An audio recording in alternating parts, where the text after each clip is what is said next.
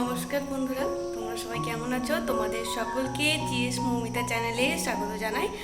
তো এখন সকাল সকাল আমি রেডি হয়েছি, তোমরা দেখতেই পাচ্ছ। এখন যাচ্ছি আমি আমার মামা শ্বশুর বাড়ি। তো সকাল সকালে রেডি হয়ে গিয়েছি, তো এখন ওইখানে যাওয়া যাক। ওইখানে যাওয়ার পর ব্লগটা আবার স্টার্ট করবো। তো এখন যাওয়া যাক।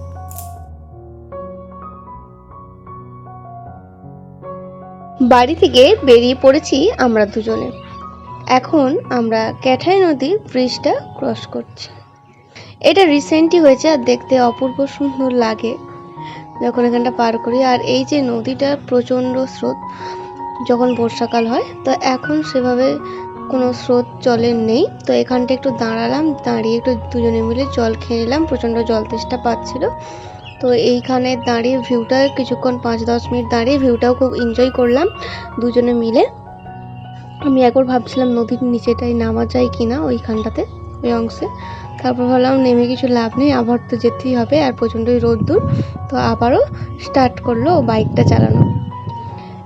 এরপরে এখানে এসে রোডে এসে আমরা বাড়ির বাচ্চাগুলোর জন্য একটু কুরকুরে চিপস নিয়ে নিলাম।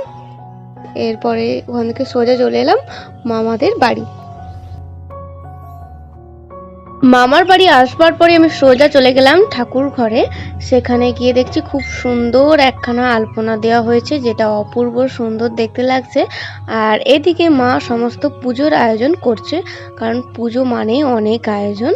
তো এদিকে সকাল থেকেই চলছে আয়োজন পর্ব, আর সন্ধে না হতে হতেই আমি পুজোর জন্য রেডি হয়ে গিয়েছি। মানে এটা কালী পুজোর লুক সন্ধ্যায় আমার। তো আমি মোটামুটি রেডি হয়ে গিয়েছি, আবারও এসেছি ঠাকুর ঘরে। সমস্ত আয়োজন মা পুজোর কমপ্লিট করে ফেলেছে, সমস্ত বেলপাতা গাঁথা, হোমের জন্য সমস্ত কিছু। আর এদিকে মা কালীর জন্য আমার শাশুড়ি মা রান্না বান্না করছে।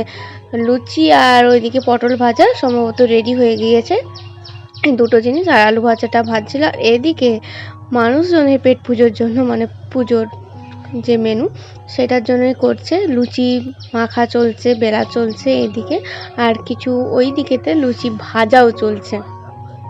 এইদিকে এই লুচি ভাজা এই সবে সবে মাত্র স্টার্ট হয়েছে, এটা প্রথম লুচিটাই ভাজছে। আর এইদিকে লুচি ভাজা হোক, আর ওদিকে আরও কি কি হয়েছে তরি তরকারি স্টল, সেইগুলো একবার দেখে নিই। লুচি ছাড়াও হয়েছে আলু পটলের তরকারি, এর তরকারি পাতি প্রায়শই কমপ্লিট। এটা হচ্ছে চাটনি, আর হয়েছে ছোলার ডাল। এদিকে বাড়িতে আস্তে আস্তে আত্মীয় স্বজন বন্ধু বান্ধব আসতে শুরু করে দিয়েছে। আর খাবারের যে ব্যাচ, মানে খাবারের পথ, সেটাও বসে গিয়েছে, সকলে মিলে খেতে বসেছে। আর এদিকে পরিবেশনও চলছে, মেসোমশাই আর বাবা এরা দুজনেই করছে পরিবেশন।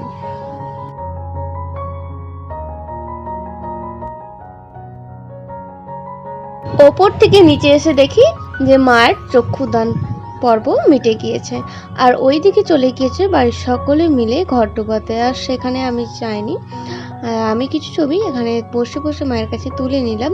তো মায়ের সমস্ত পুজোর জোগাড় সমস্ত কমপ্লিট হয়ে গিয়েছে, শুধু পুজোতে বসবার অপেক্ষায়। তো ওইদিকে ঘর ডোবাতে গেছে, ঘর ডুবে আসার পরে শুরু হয়ে যাবে পুজো।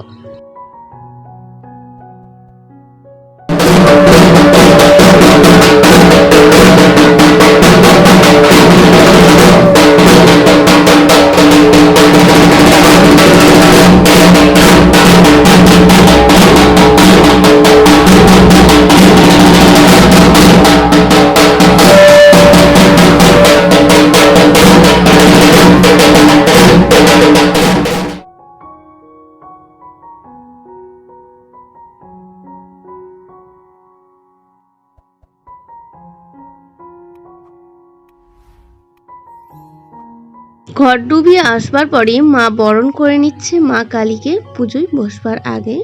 আগে মা কালীকে বরণ করবার পর পুজো শুরু করতে হয়, তাই মা সেই নিয়ম অনুসারেই মা কালীকে এবং তার সখীদেরকে বরণ করে নিচ্ছে।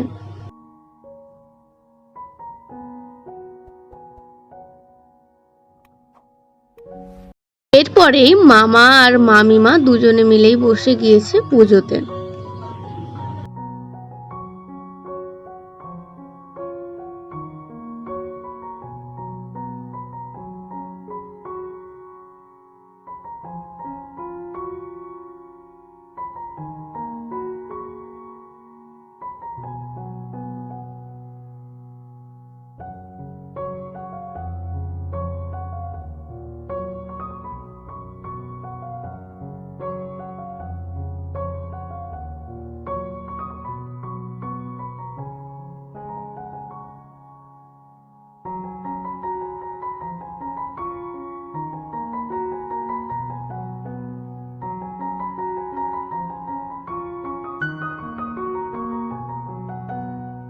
আত্মীয় স্বজন বন্ধু বান্ধব যারা এসেছিল নিমন্ত্রিত তাদের সকলে খাওয়ার পর 3 বোনে মানে মা, মেজো মাসি, ছোট মাসি 3 বোনে মিলে বসেছে সর্বশেষ খাবার খেতে।